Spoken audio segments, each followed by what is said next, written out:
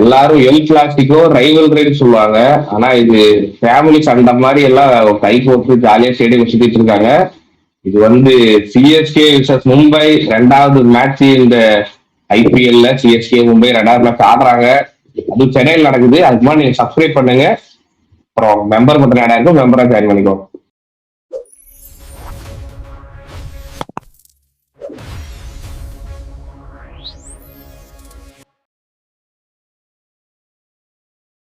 சரி, okay. CSK Mumbai match ஆகுது. Rohit Sharma fitness பத்தி அதுல இருந்து ஸ்டார்ட் பண்ணணும். ஜெயவர்தன் சொல்லியிருக்காரு, Rohit Sharma day to day work பண்ணிட்டு இருக்காரு. ஓகே தான் ஓரளவுக்கு. அவரு டிசைட் பண்றதா நாளைக்கு சொல்லுவாருன்ட்டு நேற்று சொல்லியிருந்தாங்க. எப்படி இருக்க போகுது ஃபிட்னஸ், ஆடுவாரா, என்ன நினைக்கிறீங்க? இல்ல, இந்த ஃபிட்னஸ் எல்லாம் வந்து 2 டீமுமே ஸ்கேம் பண்றாங்க. அவன் டோனி இன்னைக்கு பாருங்க, இந்த டோனி விளையாடவே மாட்டாரான்னு டோனி பிராக்டிஸ் பண்றது ஒரு வாரமா போட்டு கட்டிட்டு இருக்கிறான். மும்பை டீம்ஸ்லயும் ரோஹித் சர்மா ஆட மாட்டாரு, ரோஹித் சர்மா பிராக்டிஸ் பண்றது ஒரு வாரமா போட்டு கட்டிட்டு இருக்கிறாங்க. மேட்ச் அன்னைக்கு பிராக்டிஸ் பண்ண மாட்டாங்க, ஆளே இருக்க மாட்டாங்க. அட்லீஸ்ட் ரோஹித் சர்மா ஸ்டேடியத்தில் இருக்கிறாரு, டோனி அது கூட இருக்க மாட்டாரு. சிஎஸ்கே பண்ற ஸ்கேம் தான் குட் ஸ்கேம் இருக்கிறது. டிக்கெட் இன்னைக்கு வச்சுட்டாங்க, டிக்கெட் பயங்கர டிமாண்டாம். டோனி இருக்கிறாரு வேணா அப்படி சொல்லி வச்சுட்டாங்க. ஆனா டோனி இருக்க மாட்டார். டோனி அட்லீஸ்ட் டக்கவுட்ல கூட இருக்க மாட்டார், கை கொடுக்கறது கூட வர மாட்டாரு. இருக்கும் வந்தா ஒரு 4000 டிக்கெட் 40,000 வித்தாச்சு. அதுக்குதான் அந்த விஷயத்துக்கோசரம் தான் அவர் வரமாட்டேங்கிறாருங்க. பாருங்க, நான் ஒன்னும் டக்கவுட்ல கூட இல்ல, தேவையில்லாம காசு செலவு பண்ணாதீங்க. நீங்க அந்த ஆங்கிள் யோசிக்கணும். சரி, எனக்கு என்னமோ ஒரே நிமிஷம் இருங்க. எனக்கு என்னமோ இன்னைக்கு மேட்ச்ல தோனி இருப்பாரோன்னு எனக்கு ஒரு லைட்டா ஒரு எஜ்ஜு தோணுது. எனக்கு ஒரு வேளை இது நான் சொல்றேன் ஆஸ்காலா கூட இருக்கலாம். தோனியோட லாஸ்ட் மேட்ச் தோனி ஆடுவாருன்னு பெருசா நான் எங்கேயுமே பார்க்கல. ஆடுவாரான்னு இல்ல, கரெக்டா ஒரு மும்பை இந்தியன்ஸ் சிஎஸ்கேங்கும் போது சென்னையில் நடக்குது. இன்னைக்கு ஆடிட்டு ஒரு ரிட்டையர்மெண்ட் அறிவிக்கிற மாதிரி ஏதாவது வாய்ப்பு இருக்கா? இன்னைக்கு எல்லாம் ரிட்டையர்மெண்ட் சென்னையில எந்த மேட்ச் அடுத்த மேட்ச் அந்த மேட்ச் ரிட்டையர்மெண்ட். ஓகே, பாதி சீசன் இருக்கு ப்ரோ. இல்லைங்களா ஆக மாட்டார், டிக்கெட் வேற வைக்காதல. சரி, அதெல்லாம் விடுங்க. எதுக்கு வெளியே மேட்ச்ல ஆடாதவங்க பத்தி பேசிட்டு இருக்கீங்க? ஆடுனா என்ன ஆகும்னு அதை பத்தி பேசுங்க. யார் ஒழுங்கா ஆடுவாங்கன்னு கேளுங்க, சொல்லலாம். யார் ஒழுங்கா ஆடுவா சொல்லு. சிஎஸ்கே தான் நல்லா இருக்கு ப்ரோ. நான் மும்பை குறைச்சு சொல்லல, சிஎஸ்கே தோக்குறாங்க. நான் அப்செட் பண்ணி ஒத்துக்கிறேன். கேவலமா விளையாடுறானுங்க, கேவலமா தோக்குறானுங்க, ஒத்துக்கிறேன். ஆனா விளையாட பார்க்கும் போது அப்படியே சிஎஸ்கே டீம் பார்க்கும் போது நமக்கே ஒரு ஏதாவது ஒண்ணு பண்றானுங்க ப்ரோ. ஜெயிக்கணும் ஜெயிக்கணும் ஜெயிக்கணும்னு ஏதாவது ஒண்ணு பண்றானுங்க. அவங்ககிட்ட ஒரு எனர்ஜி இருக்கு. நான் மும்பை இந்தியன்ஸ்க்கு அந்த எனர்ஜி பார்க்கவே முடியல. எக்ஸப்ட் ஹர்திக் பாண்டியா இருக்க மட்டும் ஜெயிக்கணும்னு ஒரு வெறி இருக்கு. ஏதாவது ஒன்று பண்ணிக்கிறான். ஆனா அவனால பண்ண முடியல. பேட்டிங்லயும் பண்ண முடியல, பவுலிங்லயும் பண்ண முடியல, ஃபீல்டிங்லயும் பண்ண முடியல. அவனால பண்ண முடியல. ஆனா மத்த டீம்ல இருக்கிற யார்ட்டையும் அந்த வெறி என்னால பார்க்க முடியல மும்பை இந்தியன்ஸ்ல. ஆனா சிஎஸ்கே வந்து சஞ்சு சாம்சன் ஏதாவது ஒன்று பண்ண பாக்குறான், ருத்ராஜ் ஏதாவது ஒன்று பண்ண பாக்குறான், சப்ராஜ் ஏதாவது ஒன்று பண்ண பாக்குறான். அட்லீஸ்ட் ஸ்டேட்ல இருக்கிற எல்லாத்தையும் கத்தியாச்சும் ஏதாவது ஓடிக்கிட்டு ஏதாவது ஒன்று பண்ண முடியும்னு பாக்குறாங்க. பண்ண முடியல. ஒத்துக்கணும் சிஎஸ்கே கிட்ட.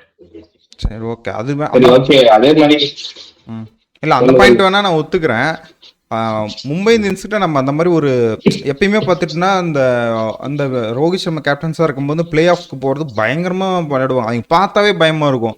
என்னடா இவனுங்க அப்படின்ட்டு ஒரு 11 பேர் வந்துக்கிட்டு பார்த்தாவே பயமாக இருக்கும். இல்லாத மேட்செல்லாம் வந்து ஜெயிச்சிட்டு இருப்பானுங்க. பேட்டிங் அதே மாதிரி பொலாடு, அதெல்லாம் சொன்னோம்னா பொலாடு இருக்க சீசனு இல்லாத மேட்ச்லாம் பிடிச்சி அடித்து ஜெயிச்சிட்டு இருப்பாங்க. அது ஒரு நல்ல ஒரு ஃபைட்டிங் ஃபயராக இருக்கும். ஆனால் இப்போ பார்த்துட்டுனா ஹர்திக் பாண்டியா அவன் மட்டும்தான் கிரவுண்டில் சுற்றி கத்திட்டு இருக்கான். மற்ற யாரும் ஒரு ஜெல்லான மாதிரியே தெரில.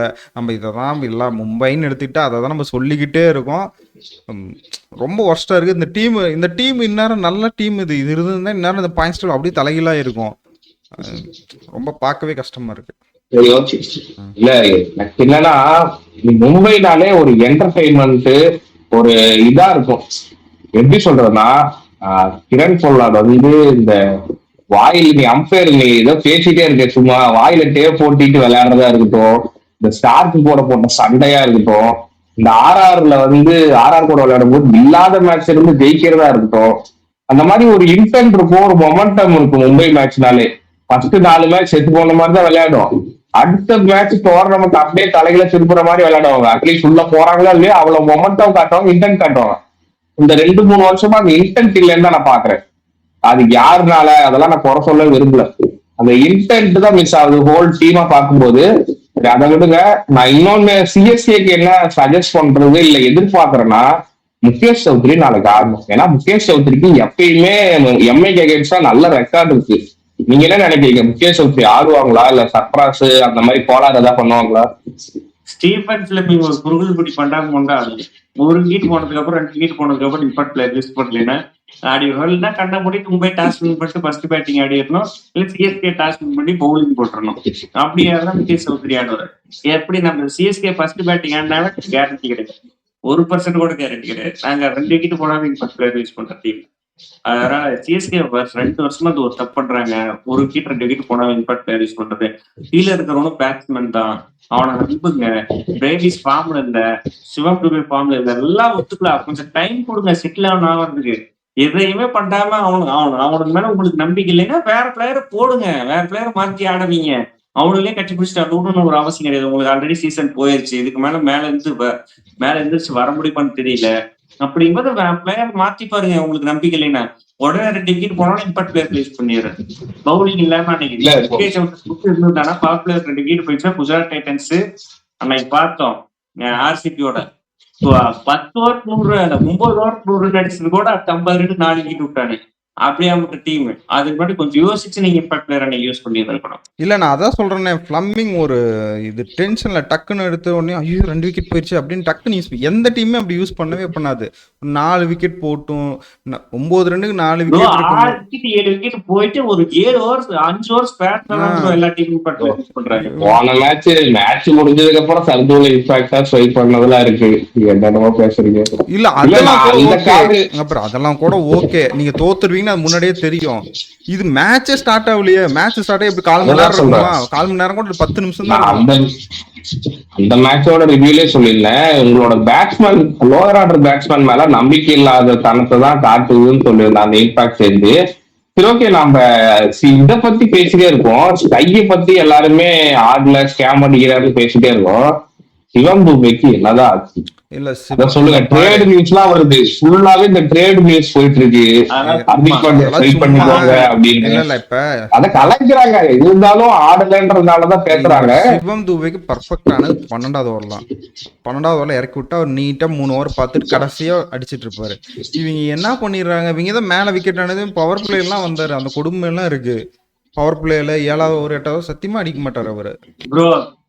ஃபர்ஸ்ட் அந்த சிவப்பு ஸ்பின்னர் நல்லா இருந்த டீம்ல ஆடுறோம். மும்பை இந்தியன்ஸ்ல ஸ்பின்னர்ஸே கிடையாது. நீ கசன் பவர் பிளே போடுற, கசன் பவர் வந்தாலும் வேகமா வந்து போடுற பவுலர், தூக்கி போடுற பவுலர் கிடையாது.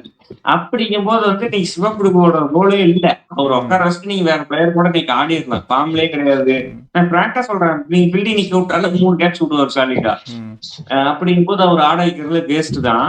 எனக்கு தெரிஞ்சு சிவம் ஃபார்ம்ல என்ன பண்ணுவோம், பிராங்கா ஒத்துக்கணும். அவரோட ஸ்லாட்டுக்கு நான் தான் சொல்றேன்ல, வேர்ல்டு கப்ல அவரோட ஸ்ட்ரென்த்துக்கு ஃபீட் பண்ணாங்க பவுலிங்க. ஐபிஎல் அப்படி யாருக்கும் வந்து ஃபீட் பண்றது கிடையாது. நான் உங்ககிட்ட வேர்ல்டு கப்ல இருக்கு சொல்லிட்டு அவர் வேர்ல்டு கப்ல அடிச்சாரு, நான் அதை அக்செப்ட் பண்ணிக்கிறேன். அவரோட ஸ்ட்ரென்த்துக்கு எல்லாரும் பால ஃபீட் பண்ணாங்க. நீங்க யாரும் இல்ல அதை நான் ஒத்துக்க மாட்டேன். ஏன்னா பவுன்சர் பால் எல்லாம் பவுண்டரி அடிச்சாரு, வந்தோடனே எல்லாம் 4 அடிச்சாரு. இல்ல நம்ம யாரு 150 150 பவுன்சர் போடுவாங்க. வந்து பவுன்சர் போட்டது நம்ம ஜக்காரி சோப்ஸ் மாதிரி ஒரு பவுலருக்கு 125 பவுன்சர் போடுவாங்க. அதுக்கு அவங்க கரெக்டா இருக்கு அந்த பவுன்சர் 4 அடிக்கிறது. ஜிம்மி நீசம் கடைசி ஃபைனல்ல பவுன்சர் போட்டாரு. ஜிம்மி நீசம் 145 போடுறாரு. இங்கிலாந்து எல்லா டீம்லயுமே 145 150 போடுற ஒரு பவுலர் எல்லா டீம்லயுமே இருக்காங்க. சிஎஸ்கேல எப்பயும் அந்த வேகம் போறதுக்கு ஒரு பவுலர் இருக்காரு. இந்த வருஷம் 155 போறது ஜெம்மி வார்டன் வச்சிருக்காங்க. சரி ஓகே, ஜெம்மி வார்டன் பத்தி பேசுங்க. அவரை பத்தி சொல்லிட்டீங்க. எங்க டீம் எல்பி மார்க்கல் அப்புறம் டேவின் பிராவோ அவங்க லிஸ்ட்ல இவரை சேர்த்திப்பேன் நான். ஏன்னா நல்லா போடுறாரு. அவருக்கு இன்னுமே சொல்லிட்டீங்கன்னா அவங்க என்ன பிராவோ என்ன ரோல் பண்ணுவாரோ அதை தான் பண்றாரு. ஆனால் இவர் டெப்த் ஓவர் ஸ்பெஷலிஸ்ட் கிடையாது, மிடில் ஓவர் ஸ்பெஷலிஸ்ட்னு சொல்லலாம். அங்கே மிடில் ஓவரில் வந்து விக்கெட் எடுத்துறாரு. இவங்க ஆனால் ஒரு பவுலர் ஷார்ட்டாக எடுத்துட்டு பவர் பிளேல கொண்டு போய் நுழைக்கிறது, டெப்த் ஓவரில் கொண்டு வந்து 4 ஓவர் தரும், அதெல்லாம் ரொம்ப ரிஸ்க். மிடில் ஓவரில் யூஸ் பண்ணா அவங்க இல்ல ஒரு காலத்துல உமரான் மலிக் சன்ரைஸ் யூஸ் பண்றவங்க தெரியுமா? 7 9 மறுபடியும் 15 பின்னாடி 4 சில்லறை நிக்க வச்சுருவது. எப்படியும் ஜெமி வார்டன் எதிர்த்து அடிக்க முடியாது. பின்னாடி நிக்க வச்சுட்டு நீ பவுன்சரு வேகம் மார்க்கே போடு அப்படின்னு போட விட்டா சூப்பர் பவுலரு. பேட்டிங்ல ஒரு கொஞ்சம் முன்னாடி நீங்க இம்பாக்ட் பிளேயர்ல வெளியிட்டு ஏதாவது ஒரு பிளேயர் சொல்லிட்டு அவங்க அப்புறம் super team Chennai super Kings impact player use பண்ணலன்னு இவங்க தேவையில்லாம யூஸ் 9 வரையும் பேட்ஸ்மேன் அக்கிலூசன் பேட்டிங் ஆடுவாரு. அது இவங்க புரிஞ்சுக்கவே அக்கிலூசன் சூப்பரா ஒரு நாக்காடி 15 பால் 30 அடிச்சு தந்திருக்காரு. இதை விட நல்ல பவுலிங்கே அடிச்சு தந்தாரு. நீங்க அவர் மேல நம்பிக்கவே வைக்க மாட்டேங்கிறாங்க. ஃப்ளம்மிங் தயவு செஞ்சு மாத்துங்கய்யா. ஐயோ நான் எங்களுக்கே தெரியுதுயா கண்ணு முன்னாடி இந்நேரம் இந்த டீம் என்ன கிட்ட கொடுத்து நீ போய் கோச் பண்ணிட்டு யார் யார் பிளேயிங்ல கூட ஒரு 4 மேட்ச் எக்ஸ்ட்ரா ஜெயிச்சிருப்போம் நாட்டு இருக்கு. எல்லாமே இல்ல காம்பினேஷன் தான் அவங்களுக்கு. ஏன் இது இவ்வளவு டிலே ஆகுதுன்னு தெரியல. பிறகு ப்ரிடிக்ஷன் டைமுக்கு போயிடுவோம். எல்லாமே பேசியாச்சுன்னு நினைக்கிறேன். யாரு வின் பண்ணுவா நீங்களே ஆரம்பிச்சிருங்க. அந்த தயவு உனக்கு அந்த வீடியோல கங்க்ராச்சுலேஷன்ஸ் ஒன்றுன்னு நினைச்சா மறந்துட்டேன். நீங்க ஆர்ஆருக்கு வந்து போன மேட்ச் ப்ரொடிக்ஷன் கொடுத்து தயவு செஞ்சு சிஎஸ்கே மட்டும் சொல்லிடாதீங்க. எம்ஐன்னு மட்டும் உங்க வாயில இருந்து சொல்லிடுங்க ப்ளீஸ். அப்புறம் எப்படி ப்ரோ நான் சொல்லுவேன் சொல்லுங்க. தினேஷ் வந்து ஆரம்பிச்சோம். தினேஷ் இல்ல ஹர்திக் பாண்டியா பேச கேட்டு மும்பை இந்தியன்ஸ் இருக்கிற எல்லாரும் கை வந்து ஒரு நான் வந்து 20 வந்து 50 அடிக்க சொல்ல 20 வந்து ஒரு 35 திலக் இல்ல நான் இன்னொன்னுமே பார்த்தேன் சொல்லணும்னு நினைச்சேன். இது திலக் வர்மாக்கு அந்த கையில இருக்க இன்ஜுரி வந்து ரெக்கவர் ஆயிட்டாரு. ஆனா அது வந்து இன்னும் ஏதோ ஸ்ட்ரகிள் இருக்கு. வேர்ல்டு கப்ல இருந்தே அப்படி இருக்குன்னு சொல்லிட்டு பார்த்தேன். அது எந்த அளவுக்கு உண்மை நியூஸ்ல இப்படி நம்ம அப்படி இருந்தா நீ வேற பிளேயர் உங்க டீம்ல குப்பையாட்டு இருக்காங்களே வேற பிளேயர் மாத்த வேண்டியதானே. பேட்டிங் ஆட முடியும். ஆனா பழைய ஃபார்ம் தான். அதாவது சொல்றேன் பேட்டிங் ஆட முடியும். பழைய ஃபார்ம்ல வர முடியும். அந்த டீம்ல பேக்கப்பே எனக்கு தெரியல. ஆக்ஷன்ல காசு கம்மியா தான் இல்ல. அவங்க ஃபாரின் பவுலர்ஸ கம் பண்ணிட்டு அதுக்கு வந்து நீங்க வந்து தீபக் சேகரை வெளிய விட்டு தான் 10 கோடி ரூபாய் காசு கிடைச்சிருக்குமே. எந்த கேட்டன்ஸ் கொண்டு போனாங்கன்னு எனக்கு தெரியல. இல்ல நான் அது ஒத்துப்பேன். மும்பை இந்தியன்ஸ் ஸ்ட்ராட்டஜி கரெக்ட் தான். இப்பயுமே அவங்க நினைச்சாங்கன்னா ஃபாரின் ஓப்பனர் 2 பேர்த்தையும் டிகாக்கையும் இவரையும் ஃப்ரெக்கல்டனையும் ஓப்பனிங் இறக்கி விட்டு இவரை உட்கார வச்சிடலாம். ட்ரெண்ட் போல்ட் உட்கார வச்சுட்டு ரோஹித் சர்மா ஆடலாம் சொல்றேன். ட்ரெண்ட் போல்ட் ஆட வச்சுட்டு ஒரு இந்தியன் பவுலரோட போகலாம். அஸ்வினி குமார் என்ன இம்பாக்ட்லேயே தான் இருக்காரு. அவர் கூப்பிட்டு பிளேயிங் லெவலில் ஆட வைக்கலாமே. அவங்களால பண்ண முடியும். அஸ்வினி குமார் தான் போனாட்ட புடிச்சு கிழிச்சு விட்டாங்க. பும்ராவே போனாட்ட அடிட்டாங்க 4 ரூபா 55 ப்ரோ. அப்படி பார்த்தா நம்ம யாருமே ஆட வைக்க முடியாது இல்ல. ஒரு மேட்ச் அப்படிதான் அடி வாங்குவாங்க.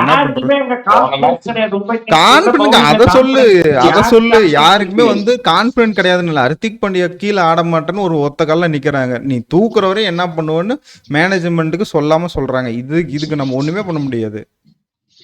சரி அந்த ஆகாஷ் மத்தால உருவாக்கணும்ல பும்ரா உருவாக்கணும் மாதிரி முகமது ஷார்னு ஒரு பவுலர் இருக்கிறாரு. அவரை உள்ள போட்டு ஏதாவது ஒண்ணு ட்ரை பண்ணுங்க. நீங்க பவுலர் கிடையாது. நான் மறுபடியும் சொல்றேன். நீங்க பவுலர் எல்லாமே உங்களுக்கு டொமஸ்டிக்ல இருந்து வர பவுலர் எல்லாமே நல்ல பவுலர் தான். ஆகாஷ் மதுவால் நல்லா போட்டாருன்னா நான் வந்து ஆகாஷ் மதுவாலுக்கு 50 கிரெடிட்ஸ் நான் ரோஹித் சர்மாவுக்கு தான் கிரெடிட்ஸ் கொடுப்பேன். ஆகாஷ் மதுவால் அதுக்கப்புறம் வேற பிரான்சைஸுக்கு வேற சீசன் ஆடினாரு. பயங்கரமா ஆடி வாங்கினாரு ராஜஸ்தான். அதுதான் அதனால நான் ஃபுல்லா நான் அப்படியே போக மாட்டேன். உங்களுக்கு கேப்டன்சிலேயே ஏதோ ஒரு ரோல் இருக்கணும். முகமது சார் நான் ரொம்ப நேரமா ஆடுவாங்கன்னு பாத்துட்டு இருக்கேன். இத்தனை மேட்சா பாத்துட்டு இருக்கேன். நான் வந்து இந்த ப்ரிவியூலே சொன்னேன். முகமது சார் வந்து ஒரு ஸ்டார்ட் கைண்ட் ஆஃப் பவுலர். 40+ போடுவாரு. 50+ வைப்பாரு. அவரு ஆடுவான்னு பார்த்தா திடீர்னு ரீப்ளேஸ்மெண்டா எடுத்தா பகத்தை கொண்டு வந்து ஆடுறாங்க. இல்ல ஒருவேளை கனா படத்துல வர மாதிரி நீ ஃபைனலுக்கு ஒளிச்சு வச்சிருப்பாங்களோ? ப்ரோ எங்க ஃபைனல் எதுக்கு ஃபைனல் எங்க கனவுல ஆடிட்டு இருக்கீங்களா? கனாலே ஆட வேண்டியதா. ஹர்திக் பாண்டியா வந்து ட்ரஸ்ட் வந்து எக்ஸ்பீரியன்ஸ்டு பிளேயர் மேலதான். எக்ஸ்பீரியன்ஸ் பிளேயர் மேல ஹர்திக் பாண்டியா ட்ரஸ்ட் இல்ல. அதான் பிராங்கா பேசணும்னா சரி ஓகே. நான் வந்து என்னைக்குமே சிஎஸ்கே மேல அதிகமா இன்ச்சு கொடுத்தது இல்ல. இன்னைக்கு வந்து சிஎஸ்கே மேல போறேன். சிஎஸ்கே வின் பண்ண. சரி ஓகே நந்தா சொல்ல நீ போட்டுக்க டிஷர்ட்டே தெரியுது மும்பை தான்ட்டு. சரி நான் வந்துட்டு சிஎஸ்கே தான் ப்ரோ ஜெயிக்கும். சரி ஓகே நானும் சொல்றேன் சிஎஸ்கே தான் ஜெயிக்கும். நான் 3 பேருமே ப்ரொடெக்ஷன் கொடுத்து என்னைக்கு தோத்தது இல்லை. அதை மறக்க கூடாது. நானும் சொல்றேன் சிஎஸ்கே வந்துட்டு இன்னைக்கு ஜெயிக்கணும்னு நினைக்கிறேன். எனக்கு என்னன்னா அந்த மிடில் ஆர்டர் 1-on-1ல இந்த உருவில் பட்டேலா அதுல சஃப்ராஸ் கானா இல்ல 2 பேர்த்தையும் ஆட வச்சுட்டு கார்த்திக் சர்மாவை எடுக்கிறனா எடுத்துருங்க. உருவில் பட்டேல தான் நீங்க தான் பினிஷரா யூஸ் பண்றேன்னு சொன்னீங்களா, அங்கேயாவது யூஸ் பண்ணுங்க. கார்த்திக் சர்மாவுக்கு இதுதான் படுல தெரியுது. நான் நல்ல பிளேயர், நான் இப்பயும் ஒத்துக்கிறேன். அவர் நல்ல பிளேயர் தான். அவர் ஸ்டார்ட் பண்ணும்போது அவருக்கு இருக்கிற மாதிரி ஒரு 2 6 அடிச்சு காமிச்சார் போனோம். ஆனால் அது பத்தாது, இந்த லெவலுக்கு பத்தாது. அவர் நல்ல பிளேயர்னு ஒத்துப்பேன். ஆனால் 14 கோடிக்கு ஒர்த்து கிடையாது. அவரால் ஆட முடியல. அதுக்கு உங்களுக்கு 2 பிளே உருவில் பட்டாலே சப்ராஸுமே ஆடுவேன். நீ இம்பாக்ட்ல வச்சு காமெடி பண்ணுறதுக்கு உள்ளே வச்சு காமெடி பண்ணிட்டு போகும் தான் நான் சொல்லுவேன். டெப்த்துக்கு வேணுமா உருவில் பட்டேல் அனுப்பிச்சிக்கோ, 1 விக்கெட் டக்குன்னு வந்துச்சுன்னா இவரை வச்சு ஆடிக்கோ, அந்த மாதிரி நான் சொல்லுவேன். அதான் நான் சிஎஸ்கே தான் bro சொல்றேன். ஏன்னா சிஎஸ்கே ஒரு இதுல இருந்து வந்தாலுமே ஒரு மொமெண்டம் இருக்கு. இது சஞ்சு வந்து அந்த பிச்சில் நல்லா பர்ஃபார்ம் பண்ணிருக்காரு. ஆனா மும்பை எப்பயுமே ஒரு சிஎஸ்கே மேட்ச்ல கம்பேக் பண்ணுவாங்க. ஆனா இந்த கம்பேக் பண்ணுவாங்களான்னு பார்க்கலாம். இல்ல அப்படியே மும்பை ஆச்சரியப்பட மாட்டேன், இருக்கு, வாய்ப்பு இருக்கு. சரி, ஓகே. இந்த வாரம் இன்னைக்கான கேள்வி என்னன்னு கேட்டுருவோமா? Mumbai versus CSK match. அதனால 2 டீம்ல யார் அதிக 6 அடிப்பானே கேட்டுருவோம். இந்த வார்த்தான கேள்வினா மும்பை அதிக 6 அடிக்குமா, சிஎஸ்கே அதிக 6 அடிக்குமா, அதுதான் கேள்வி. இண்டிவிஜுவல் மெம்பர் கிடையாது. மும்பை அதிக 6 டீமா யாரு இருக்கட்டும். இன்னைக்கு லைவ் இருக்கு கைஸ், லைவ் வந்து ரொம்ப நாள் ஆகுது. இன்னைக்கு லைவ் இருக்கு, ரொம்ப நாள் நம்ம ஒரு நாள் தான் கேப். இன்னைக்கு லைவ் இருக்கு, முக்கியமான மேட்ச் முடிஞ்ச உடனே லைவ். மும்பைக்கும் சிஎஸ்கேக்கும் இன்னைக்கு தினேஷுக்கு சந்தோஷமா இருக்கும். அன்னைக்கு எனக்கு எப்படி எஸ்ஆர்ஹெச் எம்ஐக்கு சந்தோஷமா இருந்த மாதிரி இன்னைக்கு அவனுக்கு சந்தோஷமா இருக்கும். வந்துருங்க, பங்காளி சண்டை பார்க்க ரெடியா இருங்க. மறக்காம எல்லாம் லைவுக்கு வந்துருங்க. மேட்ச் முடிஞ்சது அடுத்த செகண்டே வந்துருவோம். எல்லாத்துக்கும் பாய்.